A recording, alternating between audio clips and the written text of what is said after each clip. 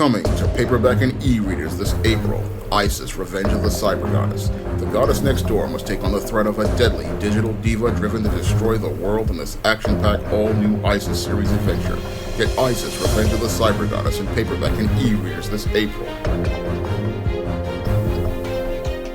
I've had some people, mostly black women, leaving ad hominem attacks on my critique of the trailer for CBS's Equalizer Reboot featuring Queen Latifah. And many of these people, they think they're doing something by defending a celebrity like Queen Latifah, but what they don't understand is how white supremacy is making a mockery of not just Queen Latifah, but black women as well with this show.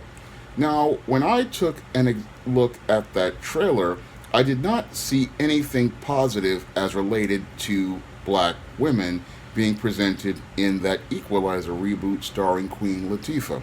No, what I saw behind this whole effort to promote so-called diversity by casting Queen Latifah as the Equalizer was a group of white supremacists on the left getting a jab at black women. Now, your white supremacist, when it comes down to their style of humor, is they like to set up a long joke.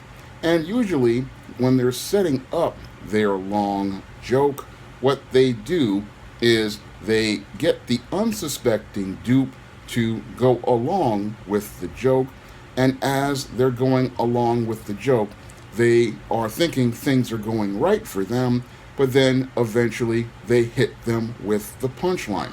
And an example of this was shown to us in the horror movie Carrie from 1976, where your Brian De Palma showed us how the misfit girl, Carrie, who thought she was being accepted by the teenagers when the most popular boy in school invited her to the prom, was being set up for a long joke. And that long joke led to her thinking that people liked her, people accepted her, and that the prom was the ultimate moment where people were going to show her respect.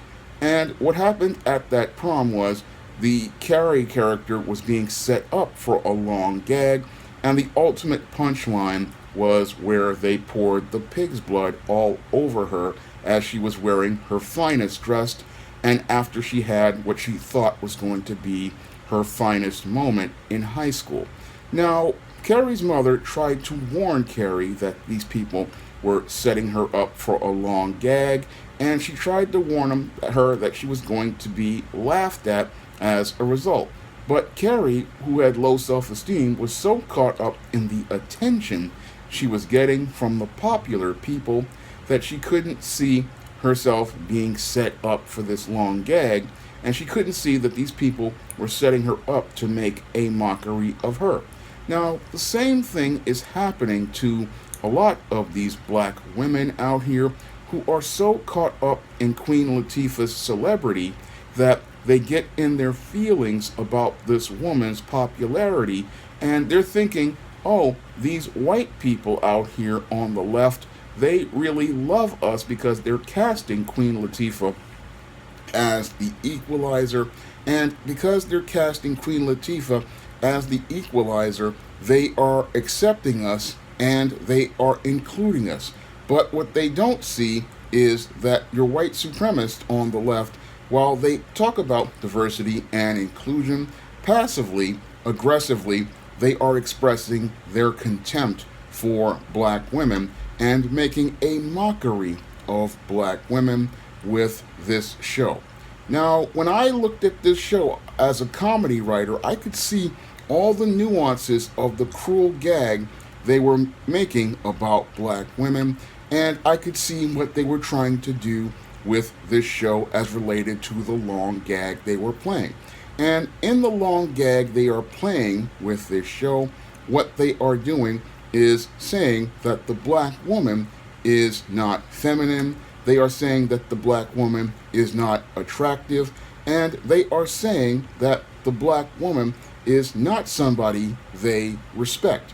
Now, if you look at the imagery in Queen Latifah's The Equalizer, they are not trying to show you a attractive black woman. What they're trying to do is say that the black woman is masculine. They are trying to say that the black woman is aggressive, and they are trying to say that the black woman is not somebody who is considered attractive from a female perspective. And again, this is the joke in the undertones of the show. Now, as they're making their jokes about the black woman by saying that she's unattractive and masculine, they are also saying that she's also incompetent, because in these action sequences, we clearly see that your Queen Latifah just isn't capable of pulling off many of these action sequences. Now, your Rudy Ray Moore back in the day, when he was doing Dolomite, he was trying to do it for a gag when he would do the really bad karate, where his hands and his feet would not really connect, but it would have the guy would be falling back like he was devastated.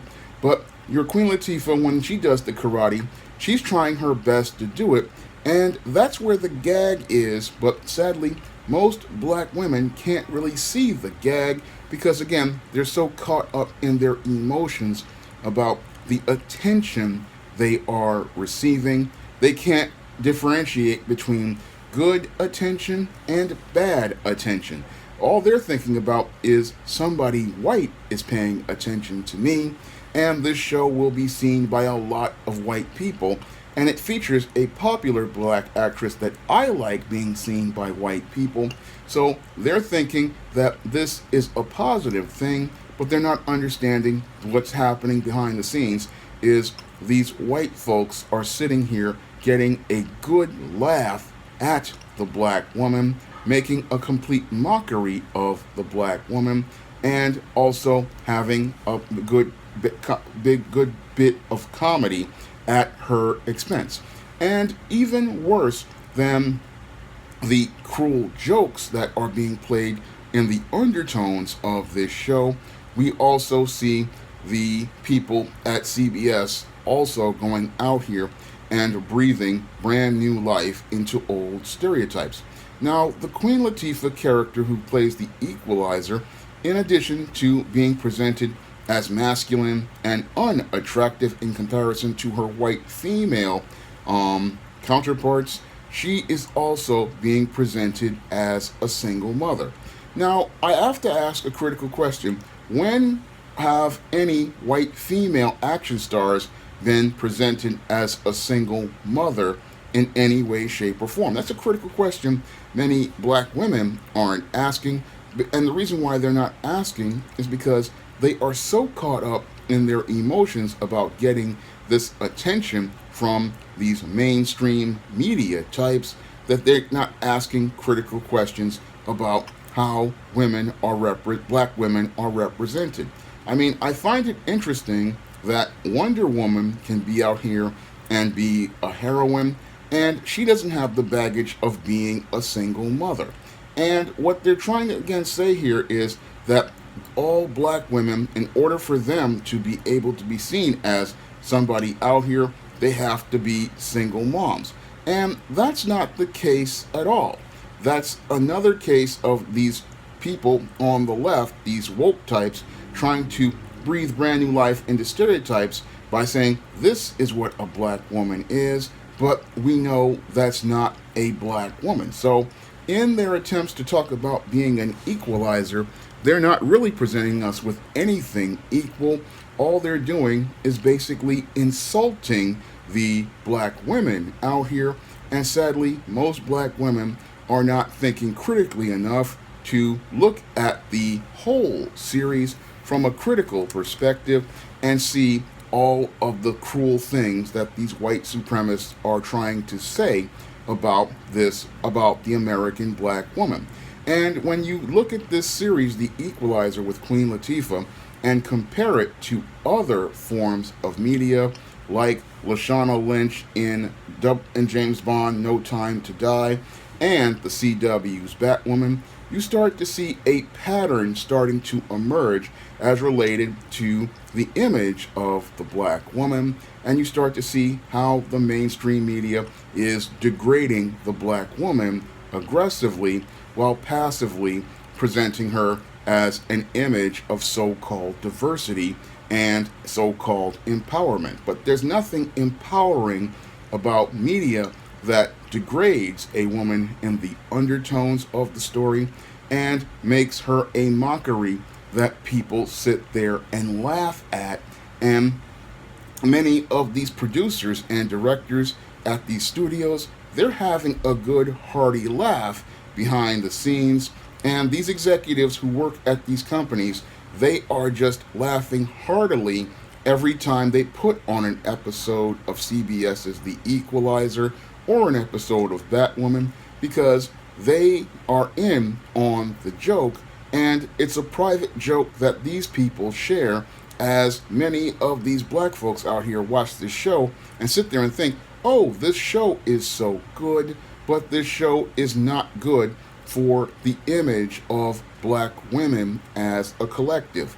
Now, as a writer of heroines like the Isis Easting, Matilda Crowley, and Lilith Graves characters, I know how to write a story with a black heroine, and I know how to write that type of story where there's action, adventure, and a little humor. And my form of humor is something that gets you to laugh with the characters, and we're laughing with the characters as related to the situations they are involved with. For example, in the novel Spellbound, I have the Matilda Crowley character, and she's an introvert, and there are some humorous moments in the story. And in Spinsterella, I make a lot of humorous jokes about being an introvert, but I don't make it where we're laughing at the character. I make it where we laugh at the situation. And in some Isis and Easting series books, I have the heroines where they wind up in humorous situations, but they are not being laughed at. And this is something your American black woman has to start to learn how to differentiate on, because if you can't tell when somebody is making a mockery of you, you don't understand that you are the butt of a cruel joke. And these people are sitting here disrespecting you straight to your face and having that cruel laugh at you. And they're having that cruel laugh at you because you're oblivious to it, and you don't know how to check it. But as somebody who has been bullied and harassed and been used in such a fashion, I know where these cruel jokes are, and that's why I'm trying to inform people about this Equalizer show, because this show, as I stated in the previous video, is bad comedy, and it's the kind of comedy that is extremely cruel towards black people, and it makes a cruel mockery of the American black woman, because it makes her think that she's so strong and empowered. Meanwhile, there are a handful of executives having a laugh at her expense, watching this 50-year-old overweight woman trying to do stunts like a man, and then watching her fail miserably, and then watching it, and for them, it's a comedy. Meanwhile, they sell it to the black woman as an action show, making her think that she's out here capable of doing these kinds of things, but in actuality, they are just sitting there having that big laugh at her expense. And it's a cruel laugh, because it's not something that is going to make the black woman feel good when she finds out the ultimate punchline. They're sitting there thinking, oh, I'm so empowered, and that these people at CBS see me as somebody they respect. But in actuality, all they're doing is expressing their contempt for the black woman. And many of these black women think that by attacking me, they are standing up for Queen Latifah. But what they're doing is just being used as part of the gag that white supremacy is making about them. And they don't understand that the white supremacist is the one that you need to be mad at, because he's the one setting up the long gag, and he's making the black woman the punchline of that long gag. And as he's making that punchline about the black woman, he's making a complete mockery of her and showing his contempt straight to her face. But she, in many cases, is so spellbound by just getting attention from a white man. she can't see how little respect he has for her as a black woman. Now, if you want to pick up some of my books featuring positive images of black women, like the Isis series, the Esteem series, the Spinsterella trilogy, and the novel The Thetas and a Recipe for Success, you can find all of those books on Amazon.com in paperback and Kindle format. You can also find them on Smashwords, the iBookstore, and Google Play. And if you want to see me make more videos like this, you can donate to my Patreon, my PayPal, or my Cash App by clicking the links in the description box. That's all I have to say for this video. You can comment, rate, and subscribe. Now available in paperback and Kindle, Vampires Stalk the Darkness of the Eternal Night. Get your copy of Eternal Night in paperback and Kindle on Amazon.com.